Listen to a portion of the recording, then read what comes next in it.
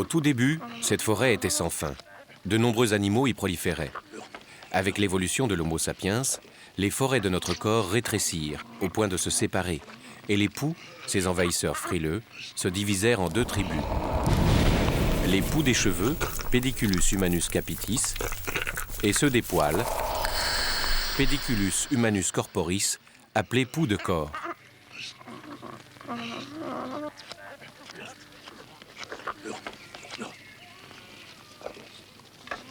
Chacune des tribus adapta ses armes à sa nouvelle jungle. Les poux partirent à la conquête de tous nos ancêtres.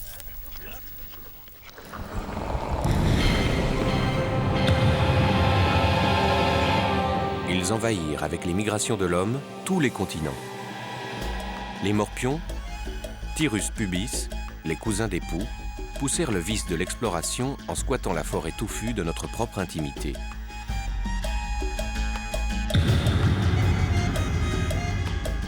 On peut trouver des poux sur tous les sexes et sur toutes les têtes, même sur cette tête réduite d'explorateurs français.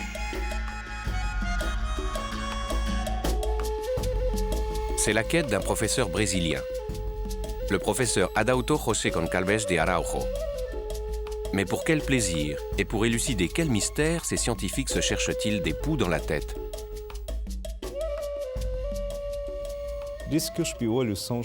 Les poux sont les plus vieux compagnons de l'homme. Nous avons trouvé un poux de plus de 10 000 ans. Nous pouvons ainsi connaître, grâce à l'étude des poux des momies, les migrations de l'homme préhistorique.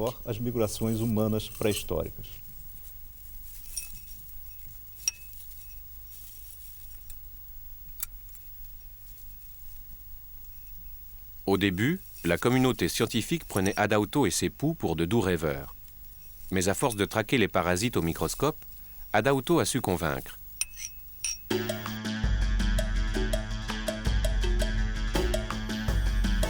Les premiers Américains, les Amérindiens, sont venus en Amérique du Sud il y a plus de 8000 ans, non seulement par le détroit de Bering, mais aussi par la mer, avec leurs poux.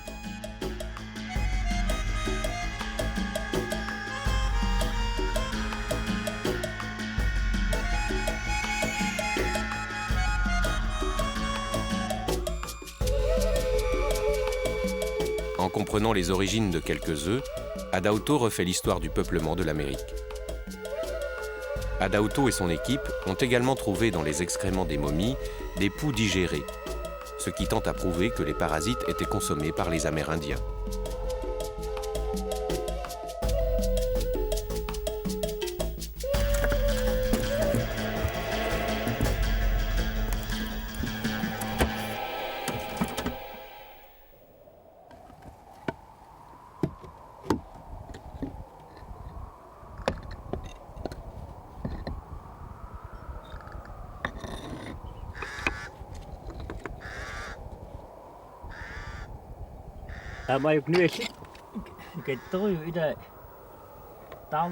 Ils ont toujours des cheveux. Beaucoup de cheveux, certains sont noirs, d'autres blonds. Les plus blonds avaient sûrement des poux au moment de mourir. Sûrement, j'aperçois 4 crânes et une mâchoire. Celui-là a des cheveux noirs. Les poux ont envahi, il y a bien longtemps, les têtes de nos ancêtres, même dans les contrées les plus hostiles.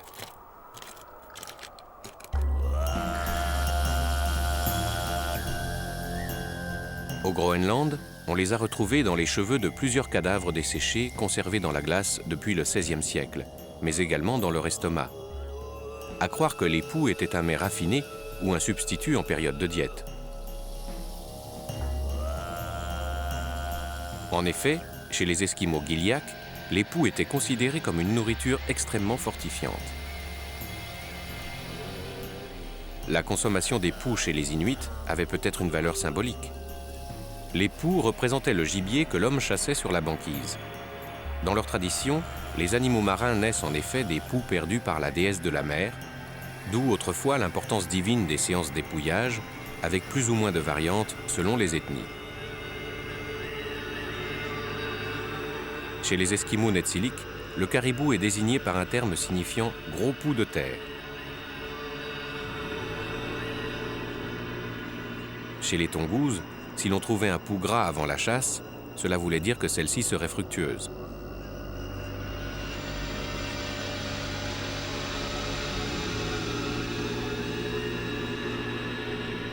Lucia est conservatrice au musée d'Umanak et comme bien d'autres enfants groenlandais, elle a appris la légende de la déesse de la mer. Au Groenland, la déesse de la mer surveille le bon fonctionnement de la société. Si les villageois ne se comportent pas bien, la déesse de la mer est alors infestée de poux et les chasseurs rentrent bredouilles. S'ils souhaitent à nouveau chasser avec succès, les plus honnêtes des chasseurs devront peigner les cheveux de la déesse de la mer pour libérer les poux.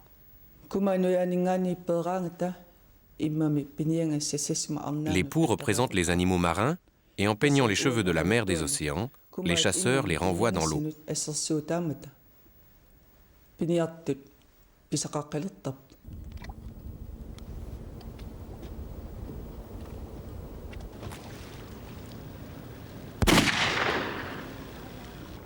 Aujourd'hui, les chasseurs ne croient plus aux vieilles histoires de poux. Mais au retour de chasse, on cherche encore s'il y a des poux sur les animaux marins.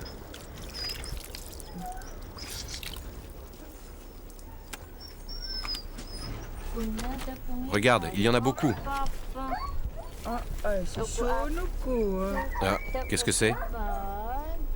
Des poux. Des poux de phoques? Les phoques ont des poux? Oui, ils en ont beaucoup.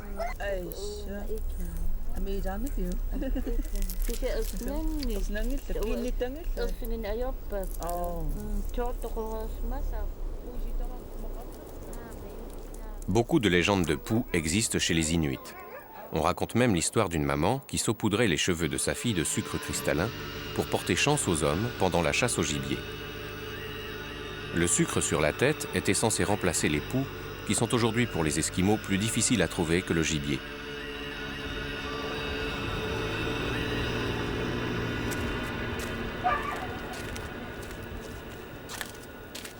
Chercher des poux dans la paille, c'est la passion de Lucia. Et au Groenland, on aime se raconter des histoires de poux. Avez-vous entendu parler des poux? Oui, dans des légendes et de vieilles histoires. À l'époque, les gens les mettaient dans leurs mains et les écrasaient avec leurs coudes, comme ceci.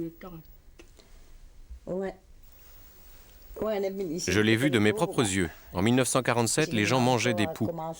Ils les écrasaient, mais d'abord ils les capturaient en peignant les cheveux de leurs filles, puis ils les croquaient entre les dents.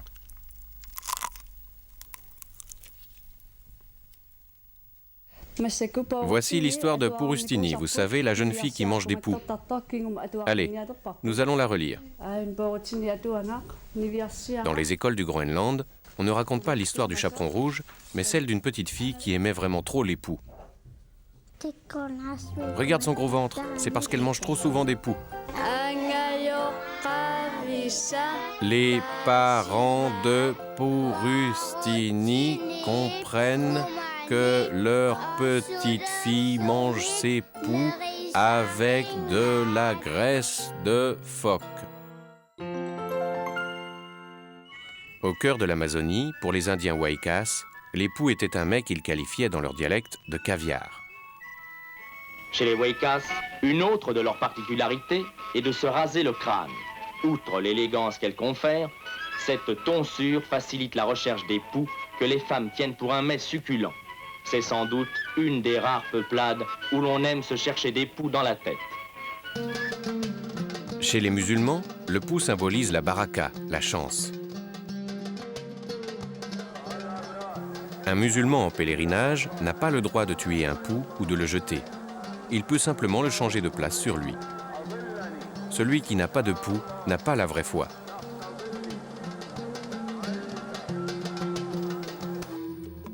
Pour les civilisations précolombiennes, les poux avaient une véritable valeur. Certains pauvres, pour payer l'impôt, n'avaient rien d'autre à offrir que des sacs de poux. Ceux-ci représentaient de longs mois d'un patient travail d'épouillage. Les Incas voulaient peut-être par ce geste matérialiser la richesse du travail. On a ainsi retrouvé dans des tombes des momies entourées d'or et de sacs à poux. En Suède, au Moyen-Âge, le maire d'une ville fut élu grâce au suffrage d'un poux. Les candidats avaient étalé leur barbe sur la table et laissé le poux se diriger vers l'élu. Particulièrement démocratique quant au choix de ses victimes, le poux est un locataire peu soucieux de l'étiquette. On le retrouve aussi bien sur la tête d'un clochard que sur la tête d'un souverain, et à ce titre, cet incorruptible n'a pas son pareil pour créer des liens sociaux. Chez les primates, le pou jouit d'un rôle social incontestable.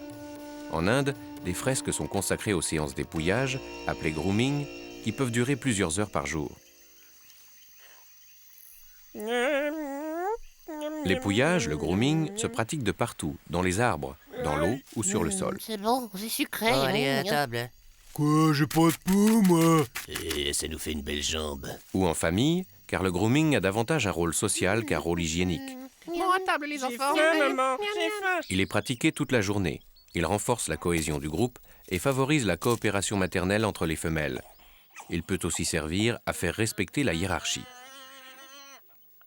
Pousse. Je crois que j'en ai vu un. Regarde, là. Quoi? J'en ai un. Attends, il est tout petit. Oh, Je chope. oh, ça gratte. Oh, t'as fini de me chercher les poux, oui? Les singes s'épouillent même en l'absence de poux. C'est dire le plaisir qu'ils éprouvent. Les poux constituent un mets particulièrement apprécié des singes, même si leur teneur en calories est quelque peu limitée.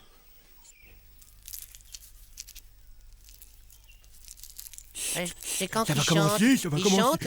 Hein? Il chante bientôt, papa? Hein? Dis, c'est quand qu'il chante? Oh, pédo. Je me bidonne. Le Graal du grooming, ça existe. François-Xavier Pajot, systématicien des espèces à l'Institut de recherche et de développement français, a consacré 20 ans de sa vie à répertorier les poux des animaux au poil près. J'étais chasseur de poux en Afrique noire et j'ai dû récolter plusieurs centaines de spécimens. La plus grande difficulté pour un chasseur de poux, c'est de capturer des mammifères.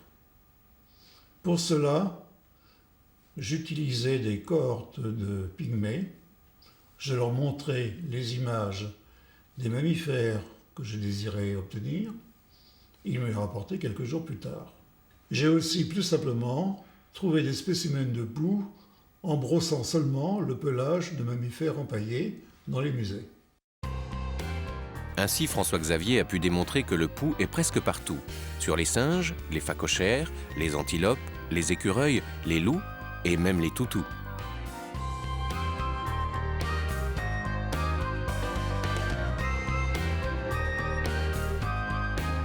François-Xavier fut aussi l'un des premiers scientifiques à découvrir que le gorille est le seul animal avec l'homme à posséder son morpion.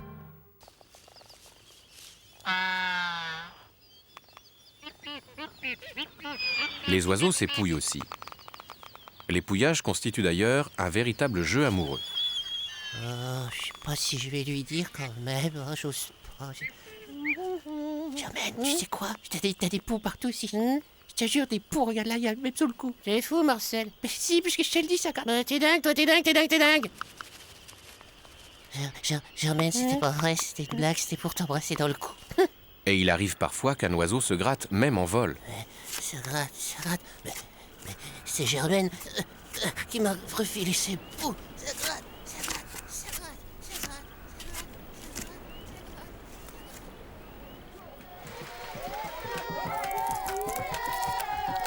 Les poux et l'épouillage sont encore un lien social chez les pygmées et les papous. La danse Izenke, la danse des poux, est le signal d'une séance de grooming collective qui favorise les rencontres entre les deux sexes et les papouilles.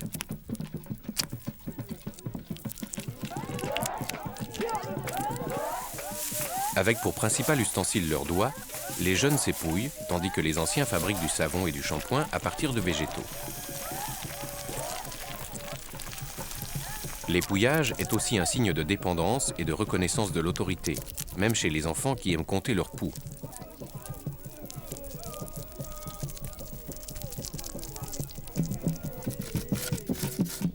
À la tombée de la nuit, les danseurs fabriquent des peignes à poux qu'ils testent aussitôt finis. Mais aujourd'hui, ces peignes sont plutôt réservés aux touristes.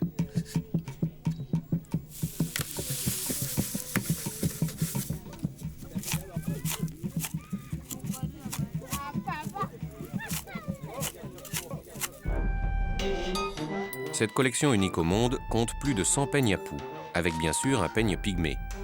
Mais pour Barbara, collectionneuse américaine, le peigne idéal restait à inventer. J'ai accidentellement acquis une collection de peignes à poux, sans doute la seule au monde. Quand mon fils avait des poux, je ne souhaitais pas mettre l'insecticide directement sur sa tête. Les peignes à poux ont été utilisés depuis des milliers d'années par l'homme et je trouve que c'est une bonne approche. Alors, j'ai inventé mon propre peigne à poux qui s'adapte à tous les types de cheveux.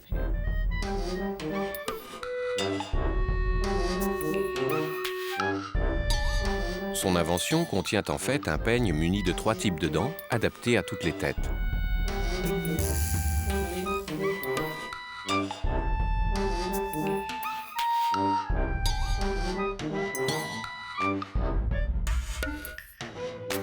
Le brevet de Barbara est aujourd'hui enregistré et fait l'objet de la curiosité de plusieurs industriels. Il était temps, car la technologie humaine semblait avoir fait peu de progrès depuis les 12 000 années qui séparent ces deux peignes. Le plus ancien peigne à poux fut découvert en Israël, mais bien avant son invention, les perruques des Égyptiennes étaient surmontées de cônes de graisse parfumée qui, en fondant, asphyxiaient les poux. La meilleure prévention était sûrement la boule à zéro, comme le faisaient les prêtres et le peuple égyptien.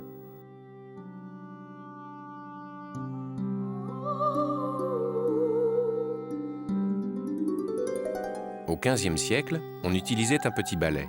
Certaines femmes firent d'ailleurs de l'épouillage une profession.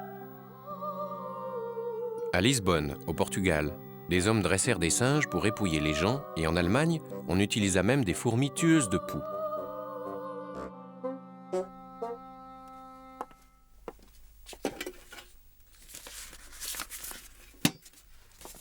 Barbara reçoit régulièrement de nouvelles gravures sur les armes anti-poux et de nouveaux peignes, grâce à son réseau de sympathisants.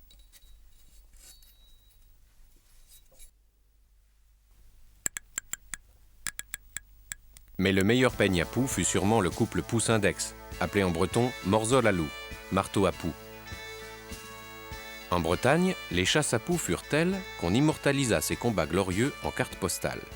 Et personne ne s'offusquait de recevoir pareille carte d'amis ou de sa famille.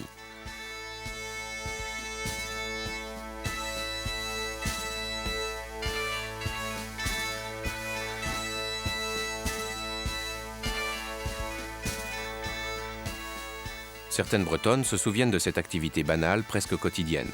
Allez les bavards là. Moi, je me rappelle. Comment ça va? Bonjour, madame. Je me rappelle très bien de cette fille. Je vois ma mère me chercher des poux dans la tête là. Ah oui. Mon frère qui doit rigoler derrière, là, en train de regarder ma mère. Et puis moi, là, quoi. Chacun son tour. Moi, j'ai eu entendu mes enfants dire qu'ils étaient à côté des enfants de docteurs à l'école. Et les enfants des docteurs avaient des poux aussi. Oh, alors, hein.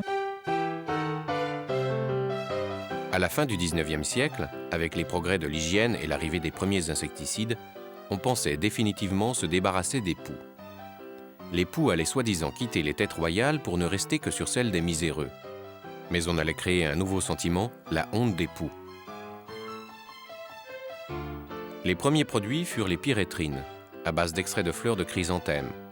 Avec la Marie Rose, la mort lente et parfumée des poux, on pensait définitivement les zigouiller. Et pourtant, les poux attaquent et se multiplient. Tellement qu'on assista à leur forte recrudescence dans les années 80. Une nouvelle fois, les scientifiques crurent en venir à bout. Trouvé l'arme absolue et les poux sont tués. Dis monsieur, tu te grattes la tête. Tu réfléchis ou tu as des poux? Aujourd'hui, les poux contre-attaquent. Résultat, les scientifiques se grattent la tête. Pour le docteur Catherine Combesco, docteur honoris poux, il est nécessaire de trouver de nouveaux produits. Dans sa lutte contre les insectes, l'homme finit toujours par créer des races super résistantes. Pour mieux combattre les poux, il faut bien les connaître. Catherine organise ainsi de nombreux tests. Courses de poux chronométrées, résistance, performance sexuelle. Et en matière de sexe, le poux est une bête. C'est un animal tellement amoureux qu'il possède 2 paires de testicules. Et si l'on prend l'homme comme point de comparaison, elle pèserait près de 5 kilos. Son pénis en érection aurait même la dimension d'une cuisse. Le poux est le roi du Kama Sutra. Chez le poux, c'est possible tête bêche, dessus ou dessous. Un poux mâle peut féconder 18 femelles à la suite, sans reprendre son souffle, et l'acte sexuel peut durer près de 4 heures.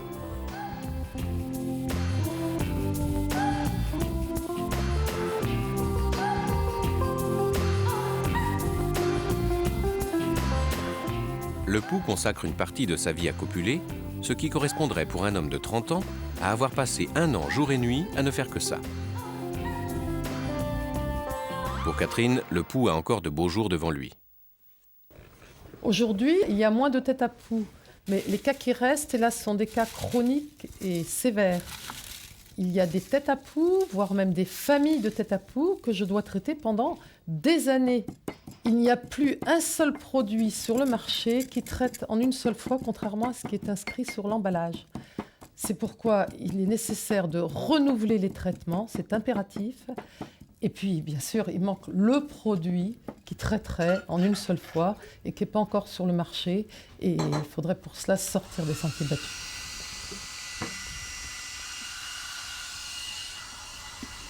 Ça va, pas trop chaud? C'est bon.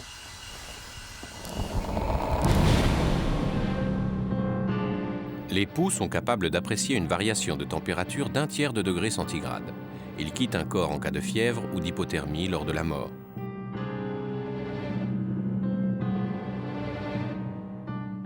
Les poux sont recouverts d'une cuticule imperméable et ils respirent par 14 stigmates qu'ils peuvent boucher quand la qualité de l'air ne leur plaît pas. Ils résistent ainsi plusieurs heures à l'eau chlorée et aux shampoings normaux. La présence de poux n'est donc pas un signe de manque d'hygiène.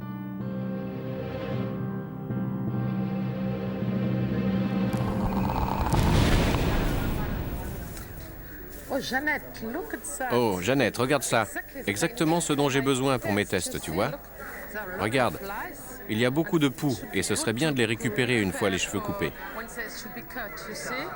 Pour homologuer auprès du ministère de la Santé une nouvelle molécule, Catherine a besoin de réaliser des essais terrain, qui l'amènent le plus souvent dans des pays lointains où le taux de parasitisme est important.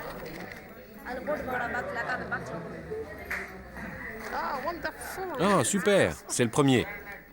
Au temple de Tirupati, 15 000 femmes offrent chaque jour leurs cheveux aux dieux, et grâce aux dieux, les poux ne manquent pas. Oh, je suis contente, Jeannette. Ceci est précieux. Il ne faut pas les perdre, tu vois. Une bonne journée pour Catherine. Tirupati est en effet le site d'essai idéal pour récolter rapidement une grande quantité de poux. Ici, chaque jour, des centaines de kilos de cheveux sont négociés par des petits marchands aux prêtres du temple.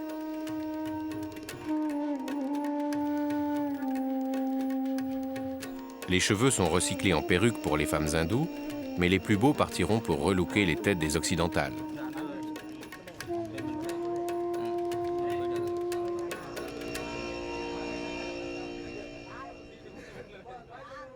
Small animals. This one. Ce sont des petits animaux. Ces cheveux sont pleins de petits animaux. Oui, oui, vous les enlevez? Oui, nous les retirons. Vous laissez les cheveux une journée dans l'eau savonneuse, pour les laver et les petits animaux s'en vont. Pour réaliser et valider officiellement un test, Catherine a besoin de nombreux sujets parasités et de récolter les 10 000 poux nécessaires. Une véritable quête qui est aussi l'occasion d'essayer de comprendre pourquoi il y a des têtes à poux et d'autres qui ne le sont pas.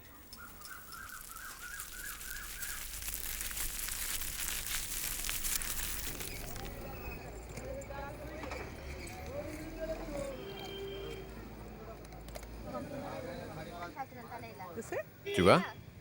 Tu vois?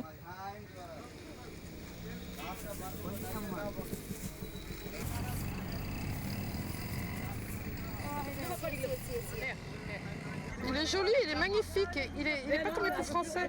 Il est tout noir. Thank you very much. Merci, merci. Ok, Ok, c'est merveilleux.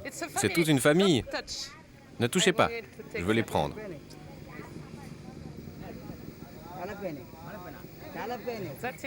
C'est toute une famille.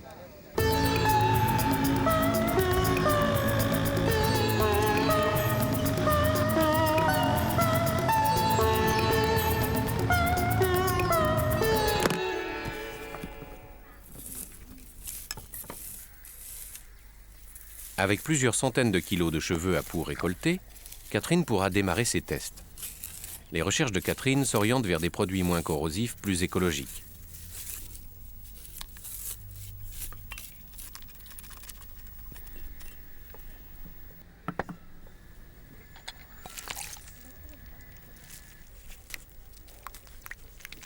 Sa nouvelle molécule semble efficace, mais il faudra encore attendre de longues démarches administratives avant qu'elle puisse être commercialisée. L'infamie du pouilleux est aussi résistante que le pou lui-même, et Catherine mène une véritable croisade pour casser ce tabou social.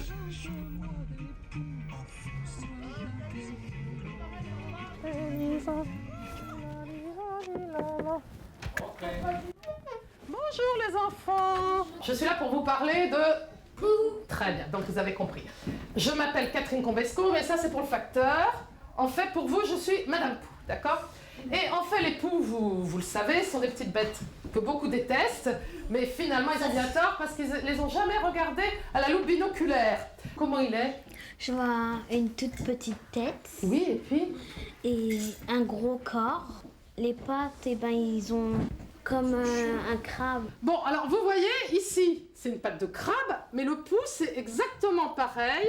Ça bouge pareil. Et ça sert à quoi pour accrocher les cheveux. À s'accrocher aux cheveux. Bon, alors, Abou, je vais te transformer en demoiselle. Voilà. Alors, vous voyez, si c'était moi le pou, il faudrait que je pompe toute la journée. Et c'est pour ça qu'ils sont toute la journée sur la tête, comme ça. Abou, ça te fait pas trop mal, non? Tu souffres pas? Tu le sens qu'il est en train de te pomper? Nicole, il y a besoin de vos services. Allez, il y a besoin de vos services. Les enfants sont rassurés et les infirmières scolaires peuvent entrer en action.